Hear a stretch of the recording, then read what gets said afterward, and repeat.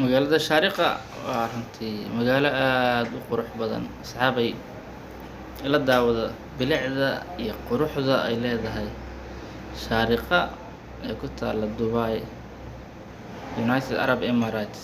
Runtii waa dhul dadka iska lahaayeen ay aad ugu dadaaleen. Waxaa ka sii daran dhismaha laamiyada, fooqaha dibaqyada dhaadheer. Waray cajiib waa cajiib. Marka Soomaaliya waxaa la rabaa qof walba inuu dalkiisa dhisto, dalkiisa uu quruxsado. Magaalooyinkan aad arkaysaan ay sidan u quruxda badan, annaga xataa ilbaxnimada annaga ugu horeynay, annaga ka fursado fiican. Waayo dhulkooda waa dhul saxara ah, haddana waxay fursad u heleen inay sidan u quruxda badan ka dhigtaan, dhaqaalahana ay sare u qaadaan. Marka waxay u baahan tahay keliya dadaal ay annagoo haysano dhulkaas barwaaqada ah, dhulkaas webiyada leh, dhulkaasi ay nimcooyinka Ilaahay ay ku wada jiraan, haddana inaan gaajoonahay oo dhulkan saxaraha ana looga qaado waxaan cunno iyo waxaan cabno iyo waxaan waalidiinteena siisano. Marka dhibaato inugu filan kulli waa soo aragnay. Soomaaliya aan isku naqano, aan tashano Soomaaliyey aan isku naqano. Annagoo dhul barwaaqo ah joogno, annagoo joogno beero qurux badan, annagoo haysano bilic, annagoo haysano webiyo aan ku waraabsano dhulka. Intaasba annagoo haysano, haddana ayaan gaajoonahay. Dadka waxyaabaha yaab kale waxay tahay dadka ugu macluulsan, dadka dhibaatada ugu badan la kulmo waa dadka degan dhulka barwaaqada ah. Dhulka badanaa barwaaqada ee webiyada leh ayuu ka imaadaa qaxootiga ugu badan. Marka adeeryaalow aan tashano, nidaamkan iyo systemkan aan ku soconno aan wax ka bedelno. Annagoo hadda magaalooyinka wada galnay, hantidii tii aan haysan jirnay mid ka badan aan haysano, haddana waxaad moodaa weli inay wax naga dhiman yihiin. Aanu ku jirno dagaal, silaac, rafaad. Dadkaani hadda maxayna dheer yihiin, maxay naga duwan yihiin dadkaan laamiyadoodu sidaan u quruxda badan ka dhigtay, dabaqyadan iyo fooqaqan, dhulkan cagaaran ee wada doogga ah. Meeshani kuleelka wuxuu u gaaraa -50 aan idhaahde 50 degree u gaaraa, 50 degree ayuu gaaraa. Haddana waxaa ka jirta nolol, waxaa ka jirta nimco. Marka nimcooyinka aan anaga haysano aan Ilaahay ku mahadino, aan iska dayno dagaalka, colaadaha iyo rafaadka aan iska dayno. Dowladana waddanka soo martana aan garab siino, cid walba xunna aan iska qabano, si magaaladeena ay u qurux badnaato, ay u noqoto magaalo dhaaftay. Waayo annaga fursadaasi waan heli karnaa, laakiin waxay u baahan tahay sabar, waxay u baahan tahay dulqaad, waxay u baahan tahay in la xisaabtamo, in la fikiro, in aan isku naqano, in aan isweydiino maxaa naga maqan, inaan isweydiino maxaa noo dhiman, inaan isku weydiino xagee arrinteeni ka hagaagi la'dahay, inaan isweydiino waay. Maahan iska ma soconayso. Dadkana sidaan ha u horumaraan, adigana dadkaaga waxay cunaan ha waayaan, adigoo weliba dhul barwaaqo haysto. Waxa sababay waan garan karnaa soo maha, waa dagaalada iyo rafaadka iyo silaca waa.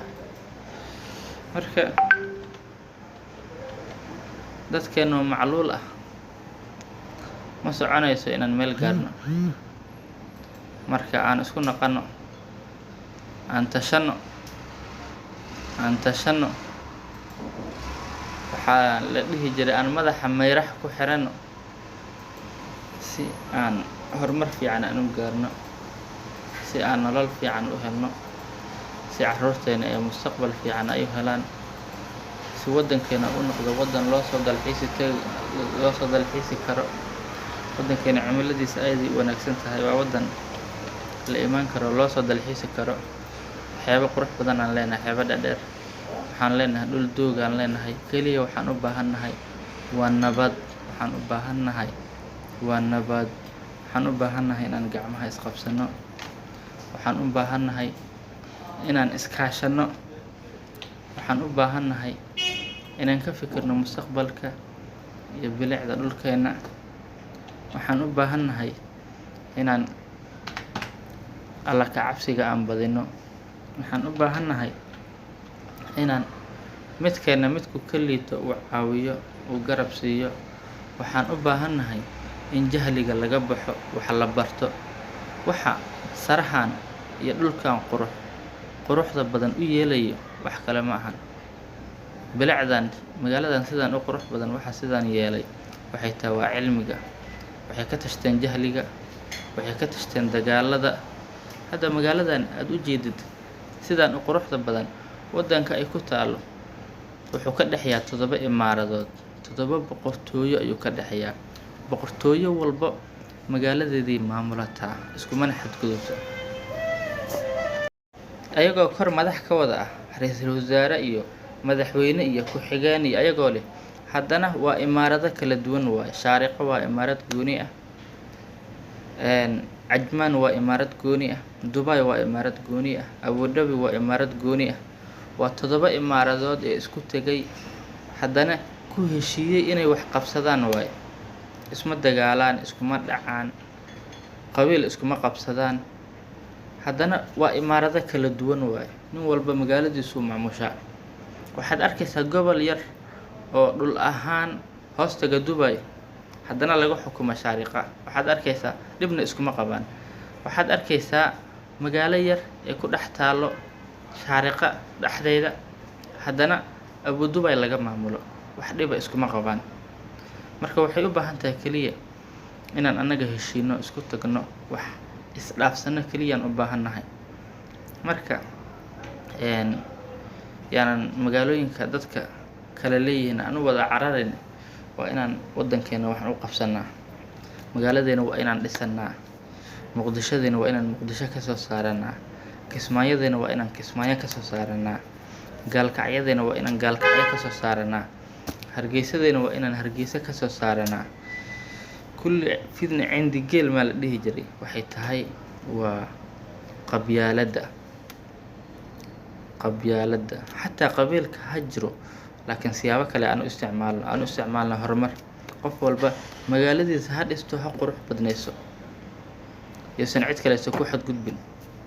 Taas waxay u baahan tahay keliya inaan annaga fariisano, aan wada hadalno ayay u baahan tahay. Oo aan wax walba ka wada hadalno. Miiska wada hadalka aan iskugu imaano. Wax walba aan isku qabno, aan isku cafino. Waxay u baahan tahay keliya inaan arrintaasi sameyno. Marka Soomaaliyay aan isku naqano. Kulley mustaqbal badan waan ku ciyaarnay. Carruurta mustaqbalka iyana mustaqbalkooda ku ciyaarin.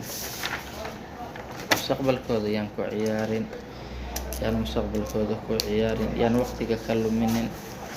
Masaakiinta hadda kadib dhalan doonta iyo kuwa hadda yaryarka aan u dhisno mustaqbal iyo future fiican ee ka madax bannaan qabyaaladda, ee ka madax bannaan ciyaal weerarada, ee ka madax bannaan dhibaatada aan sameyno.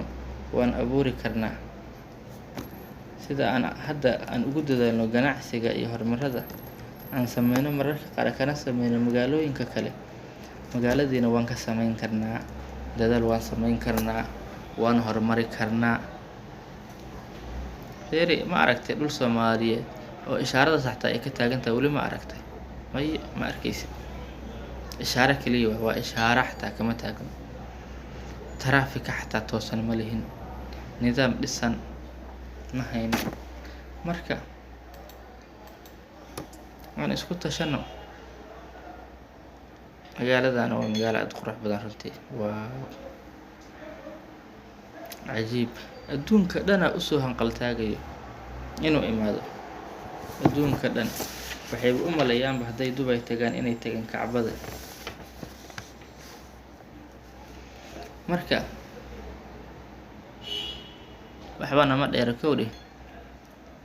Kaliya aan dadaalno, kaliya aan isku tashanno, kaliya waddankeena aan quruxsanno, kaliya bilicda waddankeena aan ku dadaalno, kaliya colaadda aan iska dhaafno, kaliya nabadda aan ku dadaalno, kaliya cilmiga aan ku dadaalno, aan wax baranno, jahliga aan ka baxno. Qof walba soo baxo, cunug walba soo baxo waa in waxbarashadiisa lagu dadaalaa, waa in quality-ga noloshiisa lagu dadaalaa, waa in qabyaaladda laga dheereeyaa. Maskaxdiisa waa in qabyaalad aan lagu shubin, waa in qabiilka laga fogeeyaa. Kaliya loo sheegaa